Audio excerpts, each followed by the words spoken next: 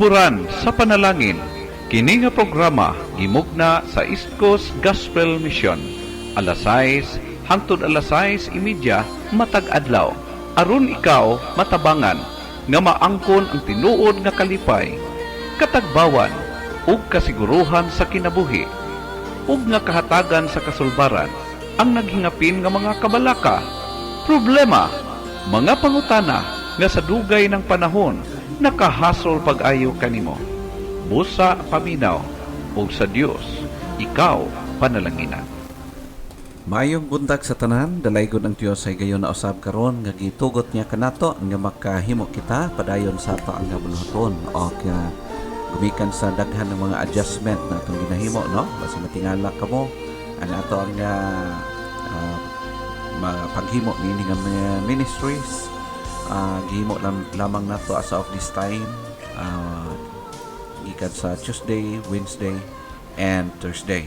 So sa Tuesday and Wednesday, ako ang magapakiguban kaninyo, and Thursday si Brother Juanito Arbiol, no? Sa atong young people dinhi. And this time tuguting magapakiguban ako kaninyo sa atong padayon sa ato ang pagpamalandong. O daghang salamat kaninyo nga nagamonitor karon, nagapaminaw. I hope so nga ang Ginoo gyud magapanalangin padayon diha sa inyong mga kinabuhi. And of course, adunay kailangan mga adjustment sa atong studio. Dili ako nyo makita, pero sige lang, okay lang at least ato ang mga slides makita ninyo samtang magapadayon kita sa atong pagpamalandong. Magaampo na kita. Amahan og Dios nga langit nun, salamat jud kaayo sa oportunidad nga gitugot na usab nimo kanamo nga makabasa, makapamalandong, ma-remind kami, matudluan, makorek o ma-encourage kami Ginoo sa imong pulong. I-bless o Dios ang tanan nagapaminaw karon niini nga stasyonan sa radyo din sa Baganga kung asa na about mong signal, and even sa among mga Facebook friends o naka-connect ni ining Facebook page Ginoo, and even sa pipilang mga naga-follow sa niini nga YouTube channel. Lord God, I pray nga ang imong pulong adunay kaymuan sa tanan nga makapaminaw o maka-scan niini. Inigitungyan niya kanimo in Jesus' name. Amen. Padayon kita nagatanaw karon may tungod sa pagkaroon o pag-improve nato sa ato ang personal private devotion. Importante kay kini based sa atong natun-an in the past, and padayon nato sa pagpamalandong how to have and improve your personal private devotions. Kung naa na kay nagapractice ka na sa imong personal private devotion, kailangan nato kini i-improve, no?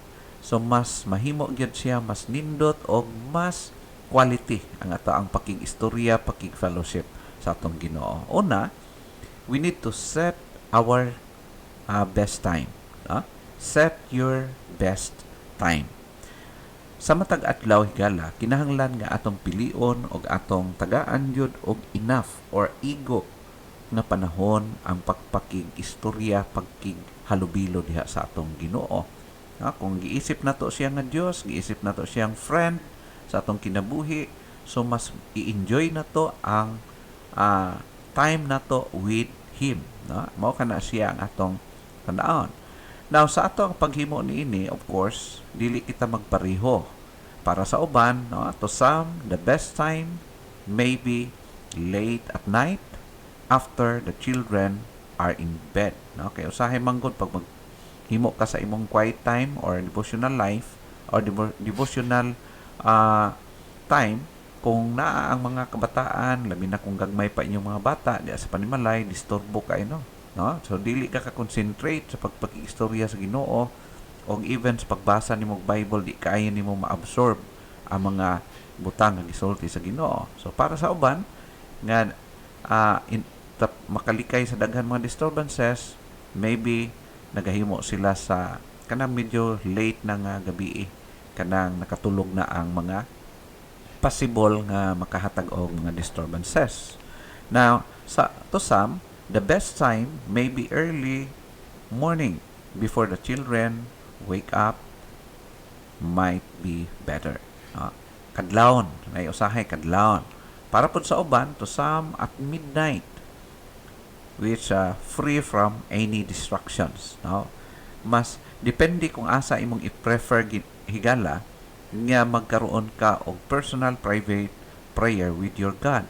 Kana bitawng na magkaroon ka og quality time diha sa Ginoo.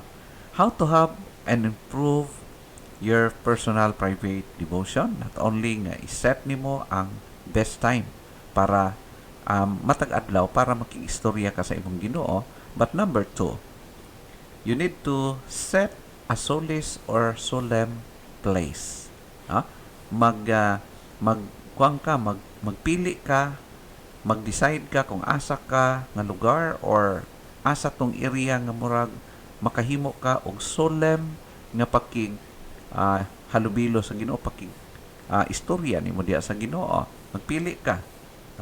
So naiuban mangita sila og katong close kay nga door. Naay mga klaseng mga practices. To some prefer a place outside sama sa gihimo ni Jesus Christ. Depende kana sa imong preference. Sa sama kay Jesus sa Mark chapter 1 verse 35 nagingon siya dinhi, and in the morning rising up a great while before day, he went out and departed into a solitary place and there prayed. So ato makita ang gihimo ni Jesus Christ dinhi, nangita siya og usa ka solitary place na makainusara siya kanang walay disturbo, no? Walay mga maglihok-lihok di siyang kilid. Og didto nagahimo si Jesus Christ sa iyang personal private prayer or quiet time with his Father. Mao kana siya. And ang uban naga-prepare sila, mangita silang kwarto nga sirado kay kanang kung mahimo pa soundproof. Sama pod sa gihimo ni Jesus Christ. To Matthew 6 verse 6 iyang panambagon, no? Iyang advice. Ingon siya, but thou, when thou prayest, enter into thy closet, and when thou hast shut thy door, pray to thy Father which is in secret, and thy Father which saith in secret shall reward thee openly. So ato makita dinhi nga best place pod kung manirado ka, mag close door ka, kung naay maayong nga area sa imong panimalay nga kanang magkainusara ka, makaampok ka nga ikaw ra gyud, no? Kanang walay disturbo as possible. So mao po na siya to makita kay na dili sa tanang panahon, of course, nga walay mga disturbances sa atong panimalay, no? The point is that each of us find time and a place where free from any distractions. Mao na ang point, ang punto. Nga depende sa imo pangita o lugar, pagpili og panahon, oras nga makita nimo nga mas niini nga panahon makakonsentrate kog ampo, makakonsentrate kog basa sa Bible. So, daily, himuon nimo kana higala daily. Okay? Developing a godly habit, the time and place should be the same each day, maintaining close fellowship with our God. Mao kana siyang importante higala. Kay bisan gani sa atong friendship higala, naaman tay mga higala gyud no, gikan sa una sa mga bata pa ta, nagkuanta, naggayang people ta, naghamtong ta, nagit tay consider sa atong kinabuhi ng mga best friends, no? Do natay mga higala nga kuan. Pero ato makita nga mag-enjoy ta once makik-fellowship with them. Mao kana siya atong mabantayan. No? Be safe with God. Kung imong giilang ang Dios imong close friend sa imong kinabuhi, dili lang ang master nimo siya, Lord nimo siya, Savior nimo siya, you can enjoy that. No? Pwede ka maka-enjoy ni ana o mag-enjoy pod ang Ginoo with you. How to have and improve your personal private devotions? Number 3 is start praying and meditating. Sugdi na, ayaw siya plano. Kabalo kay gala nga ang atong Dios dili siya mo reward sa maayong mga plano sa kinabuhi sa tao. But ang i-reward sa Ginoo kanang nagbuhat unsa ang iyang ginaplano. Okay? Remember that. Daghan kaig mga tao nga maayo kaig mga plano, pero taman ras plano, no? Kuyaw kay strategic kaig mga plano. Pero walay nahimo, sige lang plano, nibalik na lang ang Ginoo, nagsige paghapong plano. Higala, start praying and start meditating the Word of God. Kada bitang quality time gyud. Na effective na time o lugar din maghimo kaniya. Humbly pray. Dito pwede ka muluhod, no? Kanang pagluhod sa Ginoo higala, the best kanang way nagtan-aw sa imuha. Na kung daghan mga tao nga nagluhod, magpakita nga murag relihiyoso kayo, but God wants us to do it in secret. No? Kanang way nakakita, only God, only you and your God magahimo kani anak. Thanking God for all your blessings. Higala, kabalo ka kung iimog yung ginavalyo ang ginabuhat sa Ginoo sa imong kinabuhi day by day, sigurado makaluhod ka gayud sa iyang atubangan. Nganuman, kung givalyo nimo ang mga butang, givalyo nimo ang mga sirkumstansya, mga pribilehiyo nga gialaw sa Ginoo sa imong kinabuhi, surely wala kay laing mahimo. Secretly you can kneel or you can bow your God, no? Mag-bow down ka diha sa Ginoo. According sa Colossians chapter 4 verse number 2, nag-ingon, continue in prayer and watch in the same with thanksgiving. Huh? So kung ang usa ka tao real siyang mainampuon sa Ginoo despite of circumstances and mga distractions sa kinabuhi, he can still pray and give thanks to his God. Mao kana siya higala. Di lang ka na always confess your sins. No?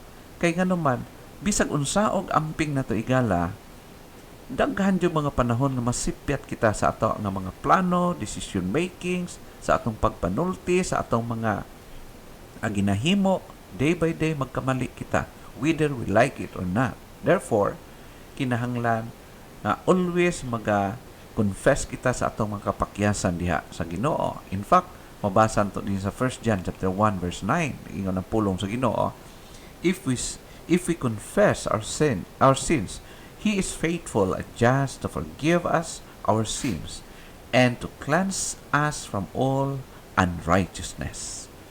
Amen. Mao kada siya. Ang atong Dios is faithful, siya nga forgive whatsoever things nga atong nahimo nga dili kaaya-aya, dili kaayo ganahan ang Ginoo, di siya ma-enjoy, di siya mag-glorify sa atong kinabuhi. We can confess that sin or sins to Him. O ang Diyos, able siya and karapat dapat siya nga ato i-confess atong mga kapakyasan o siya mo pasaylo kanato, no? Ikatulo, intercede on behalf of others.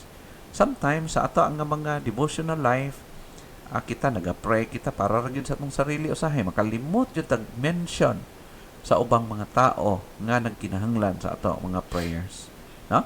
Not only in public prayer but sa atong mga private prayer time. Amo kana siya, we need to intercede on behalf of others, and we are commanded by God to do that. According sa 1 Timothy chapter 2 verse 1 and verse 2, nag-ingon ang verse 1, I exhort therefore that first of all of supplications, prayers, intercessions, and giving of thanks be made for all men.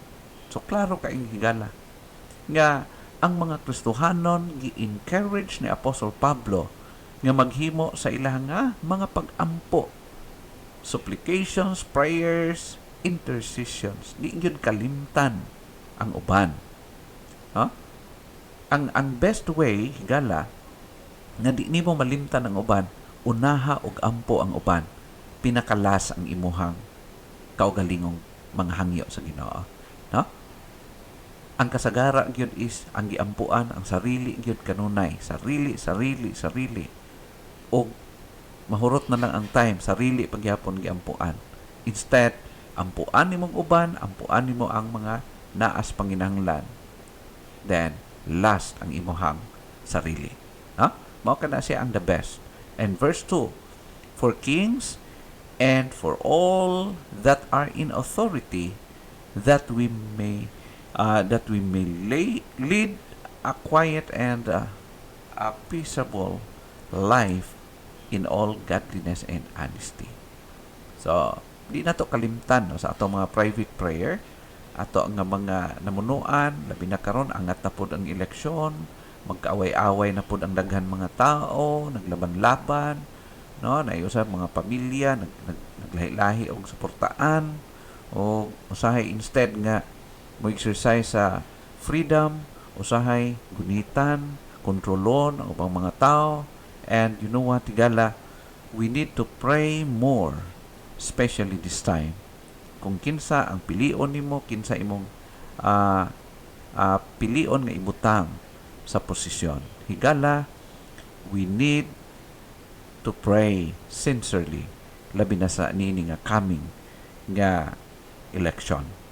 Nga unta, ang mudaog katong mga tao nga naay kasing-kasing na mo serbisyo, tinuoray mo serbisyo. Dili man perfect siguro, pero at least naagyod ang iyahang handom nga mo himo og butang makalipay o makaayo sa iyang sosyudad. No? Ikaduha, spend enough time in meditation. Not only mag-practice ka og usa ka humble prayer, but spend enough time in meditation. Usahay manggod, sige ratag ampo nya way basa-basag Bible, imbalance na igala. So kung maghimo ka sa imong quiet time, devotional life, balance na siya. Magampo ka, magbasa pod ka og Bible. Kay sa pagampo, that's the time nga motugyan ka mo, paabot ka sa imong mga request sa Ginoo, and diha sa imong pagbasa sa Bible, that's the time also nga ang Dios pod nagsulti para sa imuha. So that's why we need to be balanced. Di lang ato kita ray sigsulti sa Ginoo, pero di nato ginatugutan nga ang Ginoo nagsulti pod sa ato, no? Meditating the Lord himself or his character. Sa panahon magbasa ta sa Bible, higala maatong makaplagan daghan kay mga verses sa Bible nga nagsulti kung unsa ang kinaiyahan sa Ginoo, in which dinhi pod mabless kita. Sumala pa sa Psalmist, din sa Psalm chapter 63 verse number 6 nagingon, when I remember thee upon my bed and meditate on thee in the night watches. So ang word din atong kita, meditate on thee. Gipamalandungan sa Psalmist, iyang gipamalandungan ang character, ang attribute o kinsa ang Dios sa iyang kinabuhi. Not only that, meditating the Lord's wonderful works. Mapamalandungan nimo unsa kadagko o kadaghan ang gimbuhat sa Ginoong kahibulungan sa imong kinabuhi and even sa imong palibot. Ma-appreciate nimo, ma-enjoy nimo kung unsa ka mabuutan o unsa ka faithful ang imong Ginoo. Ingon sa Psalm 77 verse number 12 ang ingon, I will meditate also of all thy work and talk of thy doings. No? Kana bitang mamalandong ka kada gabi before ka magtulog, mamalandong ka unsa ang buhat sa Ginoo sa imong kinabuhi. Paano ka gi-sustain sa Ginoo? Ang mga gina-perform sa Ginoo sa imong kinabuhi, gagmay ug dagko, faithful ang Ginoo. Unsa iyang kinabuhat para kanimo? Imo ka nang i-meditate, imo ka nang pamalandungan aron maging mapasalamaton ikaw higala sa imong Ginoo. Ikatulo, meditating his revealed word. Kanang pagbasa nimo sa Bible, sigurado bisan wa ka kay eskwela seminary gala, bisan pag wala ka nakatuon sa seminary, as long as nagabasa ka sa Bible, makakuha ka og mensahe gikan sa Ginoo once mo basa ka sa iyang pulong. Unsa ingon sa Psalmist di sa Psalm 119 verse number 15 nagingon, I will meditate in thy precepts and have respect unto thy ways. Ipamalandungan ko ang imong mga pulong o ginarespeto nako ang imong mga alagianan o ang imong mga pamaagi sa akong kinabuhi. Ha? So higala hinaot pa nga ang atong pagpamalandong karon padayon nga i-bless ikaw sa pulong sa Ginoo. Daghang salamat sa inyong pagpapinaw, and I hope and I pray nga unta kamo higala padayon giyahan i-bless sa Ginoo sa inyo hang mga handom, mga buhaton karon nga adlaw, o ang akong pag-ampo nga unta tanan nga nagapaminaw karon dinhi atong stasyonan sa radyo o sa tanan mga Facebook friends, sa tanan nga nagakonect o maka-follow pa niini. Ang panalangin sa atong Dios mainyo nga tanan. Dalaygon ang Dios, and God bless.